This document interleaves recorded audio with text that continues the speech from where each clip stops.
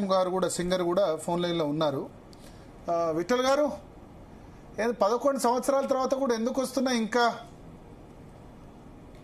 భరత్ గారు, అంటే వాస్తవానికి గత 10-15 రోజుల నుంచి మా వైఫ్ కి హెల్త్ బాగాలేకపోవడం, మా మదర్ కి హెల్త్ బాగాలేవడంతో నేను ఇష్యూతో డైరెక్ట్ గా కనెక్ట్ కాకపోయినా కూడా నా వర్షన్ నేను చెప్పాలి. అది ఎవరు ఏమనుకున్నా తెలంగాణ కొంతమంది అంగీకరించవచ్చు, అంగీకరించకపోవచ్చు.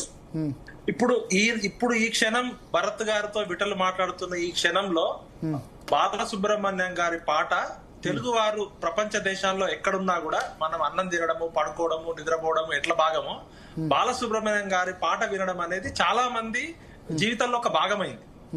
అది అవునన్నా కాదన్నా అంటే ఒక సాధారణ ప్రక్రియ లాగా అయింది. అయితే ఇక్కడ ఒక తెలంగాణ వాదిగా, ఒక తెలంగాణ ఉద్యమకారుడుగా ఎందుకు మేము బాలసుబ్రహ్మణ్యం గారి విగ్రహం విషయంలో మా పృథ్వన్న ఎందుకు బలంగా వ్యతిరేకిస్తున్నాడు అంటే, అది బాలసుబ్రహ్మణ్యం గారి విగ్రహాన్ని వ్యతిరేకించడంగా చూడొద్దు దయచేసి. అంటే తెలంగాణ ఉద్యమమే సాంస్కృతిక ఉద్యమం. యాక్చువల్ గా నీళ్లు, నిధులు, నియామకాలు అనేది కేసీఆర్ గారు పెట్టిన ట్యాగ్ లైన్. తెలంగాణ ఉద్యమం 52లో మొదలైనప్పుడు ఆత్మగౌరవ ఉద్యమము, భూమిపుత్రుల ఉద్యమము, మా సాంస్కృతిక ఉద్యమం నుంచే కల్చరల్ ఆట మాట పాట నుంచే కేసీఆర్ గారు దాన్ని పొలిటికల్ మూవ్మెంట్ గా మార్చుకున్నారు. తెలంగాణ ట్యాగ్ లైన్ నీళ్లు, నిధులు, నియామకాలు పెట్టినప్పుడే మేము అన్నాం నీళ్లు, నిధులు, నియామకాలు అనేది బ్రిటిష్ వాళ్ళు కూడా డెవలప్మెంట్ మేము అద్భుతంగా చేస్తాం, మీకు స్వాతంత్రం ఎందుకు అన్నప్పుడు స్వయం పాలన, ఆత్మగౌరవము కోసమే మనం స్వాతంత్రం తెచ్చుకున్నాం. అదే విధంగా 1952 ముల్కీ ఉద్యమం మొదలైనప్పటి నుంచి గానీ, రజాకార్ల ఉద్యమం గానీ, వీర తెలంగాణ సాయుధ పోరాటం గానీ ఈ ప్రాంతానికి ఒక ప్రత్యేక అస్తిత్వము, అస్మిత ఉంది. నా వరకు నేనేమంటున్నా అంటే, బాలసుబ్రహ్మణ్యం అనే గాయకుడి విగ్రహం పెట్టడము, పెట్టకపోవడం కాకుండా దీన్ని మనం రాజకీయ నాయకులు, తెలంగాణలో ఉన్న పాలకులు కావచ్చు, తెలంగాణ మేధావులు, రచయితలు, కవులు, కళాకారులు తెలంగాణ సాధించుకున్న 12 సంవత్సరాల తర్వాత కూడా మన తెలంగాణ వాళ్ళ విగ్రహాలు పెట్టుకోవడంలో మనం అందరం ఫెయిల్ అయినాం, నాతో సహా. నేను తెలంగాణ విడలని గర్వంగా చెప్పుకుంటూ నాకు అందరూ తెలంగాణ విడలని పిలుస్తుంటే, అదే ఒక జి వెంకటస్వామి విగ్రహం ఒకటే ట్యాంక్ బండ్ లో అడిషనల్ గా పెట్టారు. ఇంకా స్పేస్ ఉండే చాలా మంది పెట్టాల్సి వస్తుండే, పెట్టలేదు మరి. సార్, ఇప్పుడు తెలంగాణలో రాజకీయ నాయకులు విగ్రహాలు పెట్టడం అనేది ప్రభుత్వంలో ఎవరు అధికారంలో ఉంటే వాళ్ళు పెడతారు, అది వేరు. అసలు తెలంగాణ ప్రాంతానికి, తెలంగాణ ఉద్యమానికి, అస్తిత్వానికి బొడ్రాయి లాంటి, ఇప్పుడు మా పృథ్వీ అన్న వాళ్ళ ఫాదర్ ముచ్చర్ల సత్యనారాయణ గారు, ఆయన స్వాతంత్రం రాకముందు ఉద్యమంలో ఉన్నారు, రజాకార్ల పోరాటం అంటే 52 మూవ్మెంట్ లో ఉన్నారు, ముల్కీ గైర్హాజర్ మూవ్మెంట్ లో ఉన్నారు. మొన్నటి దాకా మలితరం ఉద్యమాలకి, 3 ఉద్యమాలకి ఆయన ప్రతీక, సజీవ సాక్ష్యం. మన అందశ్రీ గారు ఒకసారి ముచ్చర్ల సత్యనారాయణ గారి గురించి మాట్లాడుతూ, తెలంగాణకే అయ్యలాంటోడివి నువ్వు, అందరూ తెలంగాణ తల్లి అంటున్నారు, బతుకమ్మ అంటున్నారు, తెలంగాణ ఉద్యమానికి అయ్యలాంటోడని ముచ్చర్ల సత్యనారాయణ గారి కాళ్ళు మొక్కిన వీడియో నేను మీకు పంపిస్తా. ముచ్చర్ల సత్యనారాయణ గారితో నాకు ప్రత్యక్ష అనుభవం ఉంది. అంటే ముచ్చర్ల సత్యనారాయణ గారి జీవితము ఇంతవరకు ఏ ప్రభుత్వం అట్లాంటి చాలా మంది ఉన్నారు. ఇప్పుడు మా ఫాదర్ 69లో జైలుకి వెళ్ళారు, 9వ తరగతిలో. మా పెదనాన్న గారు వెళ్ళారు. మేము బాలసుబ్రహ్మణ్యం విగ్రహం వ్యతిరేకించడము అంటే, కేసీఆర్ గారు 10 సంవత్సరాల అధికారంలో ఉండి కాసు బ్రహ్మానందరెడ్డి అనే వ్యక్తికి మా అన్నదమ్ములని మన తెలంగాణ ప్రాంతంలో 369 మందిని మిలిటరీతో పెట్టి చంపించిండని మేము పుస్తకాల్లో చదువుకున్నాం. మా పెదనాన్న, మా నాన్నగారు ఉద్యమంలో పార్టిసిపేట్ చేశారు. అంటే చచ్చిపోయి ఉస్మానియా హాస్పిటల్లో రిజిస్టర్డ్ అయిన డెడ్ బాడీలు 369 మంది, 3000 మిస్సింగ్ కేసులు ఉన్నాయి. అంటే నిత్యం ఈ తెలంగాణ లేర రక్తంతో తర్పణమైంది. 69 ఉద్యమము, ఆనాటి చెన్నారెడ్డి మంచి చెడు, ఇందిరాగాంధీ అణచివేయడంతో అప్పుడు తెలంగాణ ఉద్యమంలో యాక్టివ్ గా పార్టిసిపేట్ చేసిన అందరూ నక్సలైట్ ఉద్యమంలో పోయి కొన్ని లక్షల మంది చచ్చిపోయారు. తర్వాత 96, 97లో మొదలైన బెల్లి లలితక్క దగ్గర నుంచి కేసీఆర్ గారు పార్టీ పెట్టే వరకు మన ఒక 17 మంది మర్డర్లు అయ్యారు. మన దిల్సుఖ్ నగర్ లో ఆజం అలీ అనే ఒక అడ్వకేట్ ని చంపేసారు, పురుషోత్తం అనే అడ్వకేట్ ని నయీం గ్యాంగ్, కోబ్రా గ్యాంగులు చంపేసారు. ఇక్కడ ఇవాళ బాలసుబ్రహ్మణ్యం విగ్రహం పెట్టడం అనేది మేము కేవలం బాలసుబ్రహ్మణ్యం అనే వ్యక్తిని వ్యతిరేకించడం కాదు, మా తెలంగాణ వాళ్ళ అస్తిత్వాన్ని, అస్మితని గౌరవించండి అని మేము అడుగుతుంటే అది బాలసుబ్రహ్మణ్యం గారి రూపంలో వ్యక్తమవుతుంది. ఇలా పృథ్వన్న ఒక్కడు కొట్లాడుతుంటే మరి రాజకీయ నాయకులు గాని మిగతా వాళ్ళు అవును బాలసుబ్రహ్మణ్యం గారు గొప్ప నాయకుడే, మేము ఆయన్ని గౌరవించుకుంటాం, కానీ మా తెలంగాణ నాయకులను గౌరవించుకోవడంలో మేము పొరపాటు చేసినామని ఒక్క తెలంగాణలో బాధ్యత ఉన్న రాజకీయ నాయకుడు, నాటి కేసీఆర్ నుంచి రేవంత్ రెడ్డి వరకు 12 సంవత్సరాలు తెలంగాణ ఉద్యమంలో తెలంగాణ కవులు, కళాకారులను గుర్తించుకోవడంలో తెలంగాణ సమాజం మొత్తం విఫలమైంది, ఒక రాజకీయ నాయకులే కాదు, ఇంక్లూడింగ్ మాట్లాడుతున్న నాతో సహా. కాసు బ్రహ్మానంద రెడ్డి విగ్రహము ఎట్లుంటది సార్ తెలంగాణలో 379 మంది చచ్చిపోడు బాలసుబ్రహ్మణ్యం విగ్రహాన్ని వ్యతిరేకిస్తున్న మేము ఫస్ట్ కాసు బ్రహ్మానంద రెడ్డి విగ్రహం ఉంచకూడదు, లేకపోతే మా తెలంగాణ వాళ్ళ విగ్రహాలు పెట్టుకోవాలి. ఇవాళ ఏమైందంటే కేవలం ఒక రాజకీయ ఉద్యమంగా మార్చి కేసీఆర్ గారు దీన్ని తన రాజకీయ ప్రయోజనాల కోసం చంద్రబాబు నాయుడు పోయి చంద్రశేఖరరావు వచ్చిండు. చంద్రశేఖరరావు చేసినాక తెలంగాణ అస్తిత్వాన్ని మర్చిపోయినాం. అంటే రాజకీయ మార్పు తప్ప సాంస్కృతిక కళా రంగాల్లో మా అస్తిత్వాన్ని మా అస్మితని కాపాడుకోవడంలో మొత్తం తెలంగాణ సమాజంలో ఉన్న రాజకీయ నాయకులు తెలంగాణ సమాజం ఫెయిల్ అయింది అనేది నేను విచారంతో బాధతో చెప్తున్నా. ఇక్కడ మేము ఇప్పుడు ఉదాహరణకి మీకు భరత్ గారు మీరు కూడా తెలంగాణ గడ్డ మీద పుట్టినోళ్ళే. ఒక జర్నలిస్ట్ గా మనం ఎప్పుడు ఒక విశ్లేషణ చేసేటప్పుడు మనం బయాస్ ఉండకూడదు. ఒక జర్నలిస్ట్ గా నేను చెప్పాలంటే బాలసుబ్రహ్మణ్యం అనే వ్యక్తి పాటల రూపంలో తెలుగు సాహిత్యంలో ఒక గొప్ప గానగంధర్వుడుగా ఎన్నో వేల పాటలు పాడిండు. భగవంతుడు ఆయనకి ఇచ్చిన ఆర్ట్ కావచ్చు.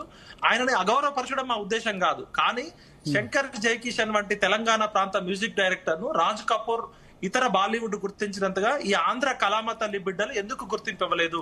కళకి కళాకారులకి కులము మతము ప్రాంతం సంబంధం లేదు. తెలంగాణ అందరినీ లవ్ చేస్తుంది. వేరే ప్రాంతంలో ఉద్యమాలు జరిగితే నాన్ లోకల్ గోబ్యాక్ ఉద్యమాలు జరిగినాయి, కానీ తెలంగాణలో ఏ ఇతర ప్రాంతాల మీద ఎప్పుడు దాడి జరగలేదు. కాబట్టి నేను ఏం చెప్తున్నా అంటే తెలంగాణ కళాకారులను కూడా గౌరవించుకోవాల్సిన అవసరం ఉంది. దానిలో తెలంగాణ సమాజము తెలంగాణ రాజకీయ నాయకులు ఫెయిల్ అయ్యారు. ఇప్పుడు ఉదాహరణకి తెలంగాణ కళాకారులు గత 60 ఏళ్లుగా అణచివేతకు గురయ్యారు. మా Telangana tunes Japan, China, Russia, France, Britain లో విదేశీయులు పాడుకున్నారు. మేరా జూతా హై జపానీ, రామయ్య వస్తావయ్య, సజన్ రే జూట్ మత్బోలో పాటలు ఎన్నో అలవోక విదేశాలు పాడుకునే మేము ఆంధ్ర కళాకారులని ఆంధ్ర ప్రాంతం వాళ్ళని అగౌరవపరచడం మా సంస్కృతి కాదు. సమాజానికి గద్దరు, గూడాంజయ్య, బెల్లి లలితన్న, ఎస్పి బాలసుబ్రహ్మణ్యం గారు కూడా సాహిత్య సంఘంలో చేసిన సేవ ఓకే. కానీ తెలంగాణ ప్రాంత కళాకారులని గౌరవించుకోవడం గుర్తించుకోవడంలో తెలంగాణ రాజకీయ నాయకులు, తెలంగాణ పాలకులు, తెలంగాణలో ఉన్న మేధావులు, రచయితలు, కవులు, కళాకారులు అందరూ కూడా సామూహికంగా విఫలమైనం. దీనికి మేము తెలంగాణ ప్రజలందరికీ క్షమాపణ చెప్పాలి. ఎంతో చైతన్యం, ఎంతో పోరాటాల గడ్డగున్న తెలంగాణలో 12 సంవత్సరాల తర్వాత కూడా మనం తెలంగాణ కళాకారులను గుర్తించుకోవడంలో వెనకబడ్డాం. దీనికి తెలంగాణ ప్రజలందరికీ అక్కడ ఓకే. బట్ ఇప్పుడు అది చేయకుండా ఈ విగ్రహాన్ని ఆవిష్కరించడం తప్పుపడితే ఎట్లా? రవీంద్ర భారతిలో ఇంకో 4-5 విగ్రహాలు కూడా పెట్టొచ్చు. అందశ్రీ పెట్టొచ్చు, గద్దర్ సార్. ఇప్పుడు అట్లా చెప్పుకుంటా పోతే సార్ ఇప్పుడు ఒక ఆయన ఎవరు అంటున్నారు రవీంద్ర భారతి పేరు కూడా మార్చాలి.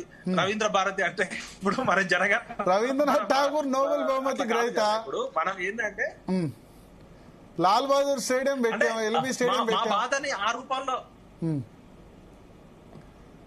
సార్ ఇప్పుడు మా బాధని బాలసుబ్రహ్మణ్యం మీద వ్యక్తిగత వ్యతిరేకంగా చూడొద్దు. మా ప్రాంత అస్తిత్వము అస్మిత కోసము మొన్న రోషయ్య గారి విగ్రహం పెట్టారు, అంతకుముందు ఎన్టీఆర్ గారి విగ్రహం పెడతా అన్నారు. మేము తెలంగాణ వాళ్ళము మంచోళ్ళము. ఎన్టీఆర్ విగ్రహం రేవంత్ రెడ్డి అన్నాడు ఎన్టీఆర్ విగ్రహాన్ని దమ్ముంటే ఎవరు వ్యతిరేకిస్తారో రండి అని అన్నాడు జూబ్లీ హిల్స్ ఎలక్షన్ లో. ఎందుకంటే ఇప్పుడు ఎన్టీఆర్ విగ్రహాన్ని మరి ఎవరు దాన్ని వ్యతిరేకించాలి? ఏ పార్టీ వ్యతిరేకించాలి? బీజేపీ అనలేదు, కాంగ్రెస్ అనలేదు, బీఆర్ఎస్ కూడా వ్యతిరేకించలేదు. ఎందుకంటే ఇప్పుడు ఆ ఎన్నికల్లో జూబ్లీహిల్స్ ఎన్నికల్లో ఖమ్మం ఓట్లు కీలకం కాబట్టి. ఇప్పుడు బాలసుబ్రహ్మణ్యం వ్యతిరేకించే వాళ్ళు ఎవరు లేరు, కులబలం లేదు బాలసుబ్రహ్మణ్యంకు.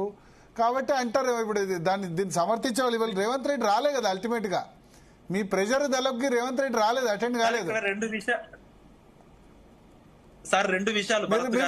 సగం విజయం సాధించారు కాదు, మీరు సగం విజయం సాధించారు. ఎందుకంటే రేవంత్ రెడ్డి రాలేదు సార్. ఇక్కడ అంటే విజయమా అపజయమా పక్కకు పెడితే కొంచెం మా గుండెల్లో బాధ ఏంటంటే బాలసుబ్రహ్మణ్యం గారి మీద వ్యతిరేక కాదు, మా ముచ్చర్ల సత్యనారాయణ గారి విగ్రహము, మా కళాకారుల విగ్రహాలు. ఇప్పుడు అందశ్రీ గారు పాట రాసినప్పుడు ఇక్కడ ఇంకొక విషయం కూడా ఒక జర్నలిస్ట్ గా నేను చెప్పాల్సింది. మా తెలంగాణ వాదులు కూడా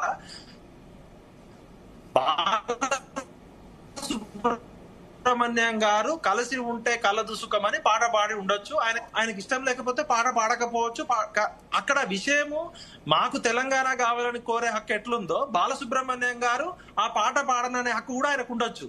కానీ మా బాధ మన సి నారాయణ రెడ్డి రాశారు 1970s లో, తెలుగు జాతి మనది, నిండుగా వెలుగు జాతి మనది, ప్రాంతాలు వేరైన, వచ్చిండన్నా వచ్చాడన్నా వరాలు తెలుగేనన్నా అని రాశాడు. ఇదిగో రాయలసీమ గడ్డ అని రాశాడు సినారే. తర్వాత ఆయన సమైక్యవాదిగా ఉంటే తర్వాత మార్చుకున్నాడు ఆయన ఒపీనియన్. లాస్ట్లో తెలంగాణ మలిదేశ్ తెలంగాణ ఉద్యమంలో తెలంగాణవాది అన్నాడు. సో 70s 80s లో ఎన్టీ రామారావు సార్ మీరు అన్నట్టు గుర్తొస్తుంది. అసలు కాళోజీ నారాయణరావు గారు ఫస్ట్ విశాలాంధ్రవాది. విశాలాంధ్రలో ప్రజారాజ్యంకి సపోర్ట్ చేశారు. తర్వాత ఆయన తెలంగాణకు జరిగిన అన్యాయం చూసి తెలంగాణ ఉద్యమంలో పార్టిసిపేట్ చేశారు, సపోర్ట్ చేశారు. నేను ఏమంటున్నా అంటే ఇప్పుడు హైదరాబాద్ లో రెండు ఉమ్మడి క్యాపిటల్ ఉంది, ఆంధ్రప్రదేశ్ ఉన్నప్పుడు తెలుగు భాష అంతా ఒకటే కాబట్టి చాలా మంది ఆంధ్ర వాళ్ళ విగ్రహాలు పెట్టారు. ఇప్పటికీ ఏమంటున్నాం, మీ వాయిస్ కొంత ప్రాబ్లం వస్తుంది విఠల్ గారు. విఠల్ గారు మీ వాయిస్ కొంత ప్రాబ్లం ఉంది, ఒక్కసారి కనెక్ట్